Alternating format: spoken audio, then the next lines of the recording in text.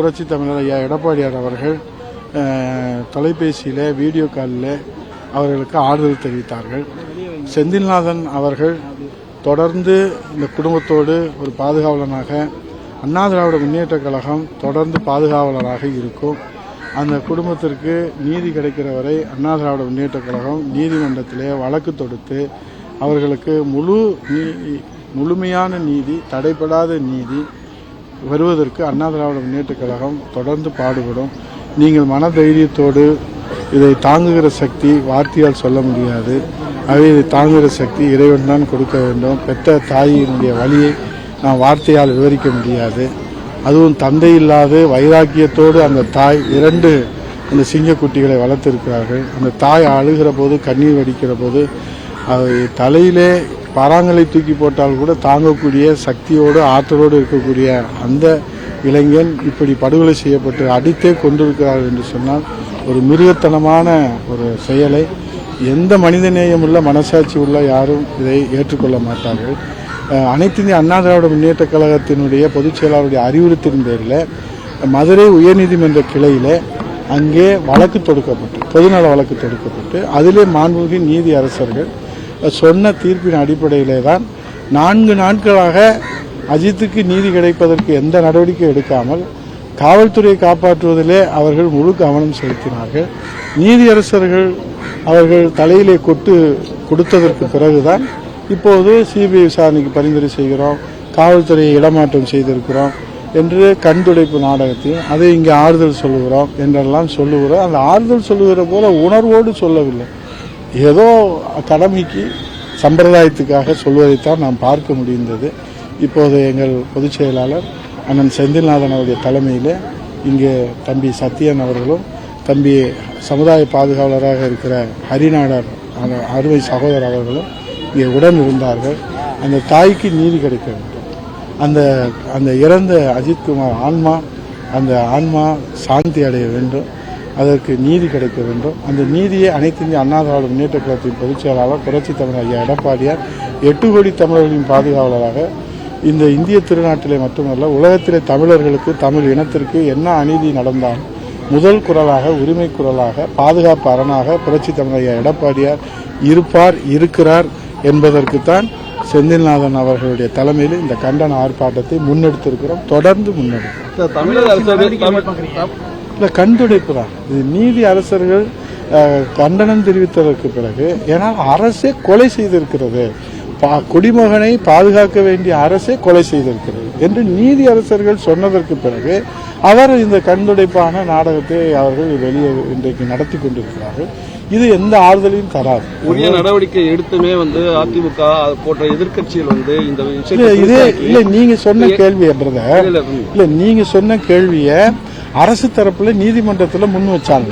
அப்ப நீதியரசர் என்ன சொன்னாரு, நீங்கள் எதிர்கட்சியாக இருந்தால் என்ன செய்வீர்களோ அதைத்தானே இன்றைக்கு அவர்கள் செய்திருக்கார்கள் என்று கடுமையாக அவர்கள் மீது கடிந்து கண்டனத்தை தெரிவித்திருக்காங்க. ஆகவே இது எல்லாரும் நீதி கேட்பாங்களா? எல்லாரும் நீதி கேட்கறதுக்கு உரிமை இருக்கு. ஒரு பிரதான எதிர்கட்சி நீதி கேட்காம யாரு கேட்கறத? அவருக்கு யாருமே கேட்கக்கூடாதா? அவர் என்ன சர்வாதிகாரியா, ஹிட்லரா, முசோலினியா, யார் ஸ்டாலின்? ஆகவே இது நீதி கேட்கறதுக்கு எல்லாருக்கும் உங்களுக்கு உரிமை இருக்குல்ல. பத்திரிகையாளர் நீங்களே மனசாட்சி தொட்டு சொல்லுங்க, இதுல என்ன இருக்குது? இந்த வரும்போது அந்த இடத்த காமிச்சாரு செந்தில்நாதன் மாவட்ட செயலர்.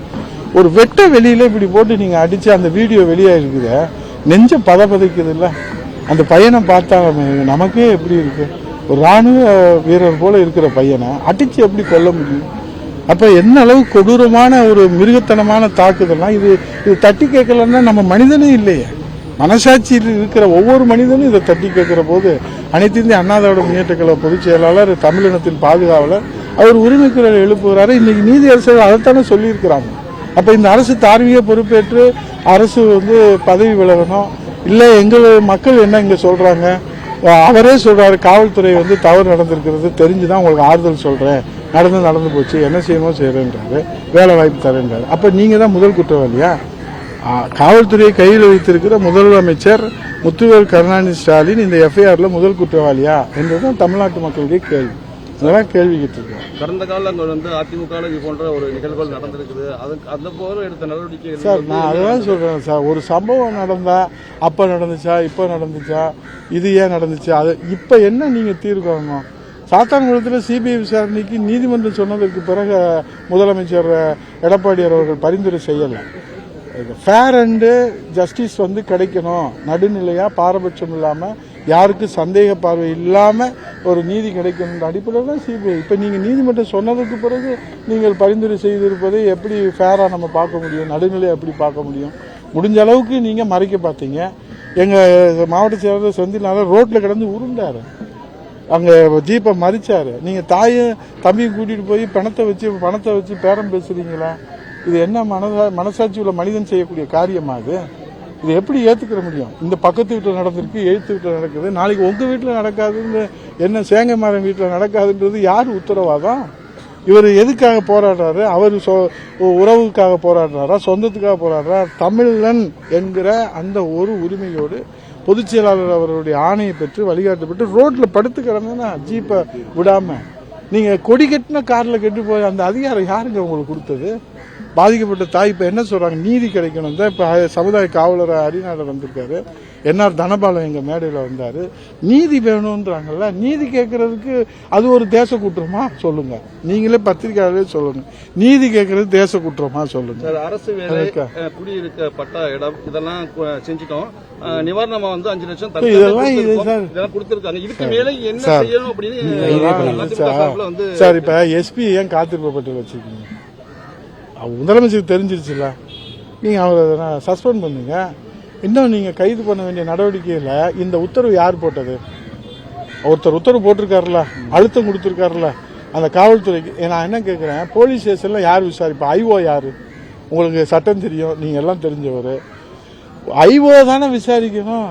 அவர் என்ன வெளியே ஓடி போயிட்டாரா? ஏன் இன்வெஸ்டிகேஷன் ஆபீசரே இல்லாம சிறப்பு படை தனிப்படையை ஏன் கொண்டு வந்தீங்க? யார் அழுத்தம் கொடுத்தது? யார் உத்தரவு கொடுத்தது? யார் அதிகாரம் கொடுத்தது? அந்த கேள்விக்கெல்லாம் அதுதான் பதில் கிடைச்சதுக்கு அப்புறம் இந்த நடவடிக்கை அப்படின்னு ஒரு சொல்றாங்க. அந்த கேள்விக்கெல்லாம் நாங்க வந்து இல்லையே, பதிலே கிடைக்கலையா? மக்களுக்கு தெளிவுபடுத்தணும்ல. இதே மாதிரி எல்லா வழக்கிலையும் நீங்க தனிப்படை சிறப்பு படை எல்லா வழக்கிலையும் நீங்க வந்து ஸ்டாலின் முத்துவேல் கருணாநிதி கையில் இருக்கிற உள்துறை செய்தா? இது நீங்க மகனுடைய கொலை வழக்கு பத்தி இதுக்கு ஈக்குவலா நீங்க எப்படி சார் அதை பாக்குறீங்க? நீங்க அதுக்கு நீங்க வந்து முடிச்சு போடக்கூடாது. அந்த சம்பவம் நடந்தப்ப என்னெல்லாம் பேசினார்ல எதிர்க்கட்சி தலைவர், அவர் தான் இன்றைக்கு முதலமைச்சர். அவர் என்ன பேசினாரு? அரசு பொறுப்பேற்கணும், முதலமைச்சர் பொறுப்பேற்கணும் சொன்னது யாரு? ஸ்டாலின். அவர் இப்ப பொறுப்பேற்கணும் தான் நாங்கள் எதிர்பார்க்கிறோம், மக்கள் எதிர்பார்க்கிறோம். பொறுப்பை வந்து அந்த ஆட்சி நடக்கும் போது அது நடந்துச்சு, இந்த ஆட்சி நடக்குது. சொன்னது யாரு? சொன்னது ஸ்டாலின், எதிர்க்கட்சி தலைவர். முதலமைச்சர் பொறுப்பேற்கணும், முதலமைச்சர் பதவி விலகணும் சொன்னாரா இல்லையா? அதைத்தானே இப்ப மக்கள் எதிர்பார்க்கிறாங்க. சொன்னவர் செய்யட்டும், எல்லாரும் அதைத்தானே மக்கள் எதிர்பார்க்கிறாங்க. நன்றி, வணக்கம். பொதுச் செயலாளருடைய வழிகாட்டு அறிவுரையின்படி செந்தில்நாதனுடைய தலைமையில தொடர்ந்து அந்த குடும்பத்துக்கு நீதி கேட்டு அண்ணா திராவிட முன்னேற்ற கழகம் அறவழி போராட்டம், சட்ட போராட்டம் தொடர்ந்து நடக்கும்.